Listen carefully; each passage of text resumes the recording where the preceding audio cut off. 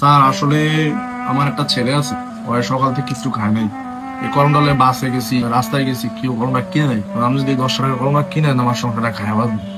Sir অনাহারি মেরে দেন sir, 5টা টাকা অন্তত আমার ভিক্ষা দেন স্যার। করমটা দিয়ে আমার ভিক্ষা দেন, আনারে করমা আমার কাছে থাম, ভিক্ষা দেন 5টা টাকা স্যার। তুমি কি আমার কোম্পানির মাল লইয়া কি ভিক্ষা খুঁজতে নিয়ে যাইবা?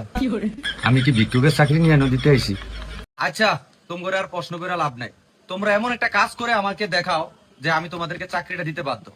আচ্ছা স্যার, আমাদের চাকরিটা যদি হয় স্যালারিটা কত হবে? এই কত, প্রথমে 7,000 টাকা ধরা হবে। স্যার আপনার কাছে 3,000 টাকা হবে?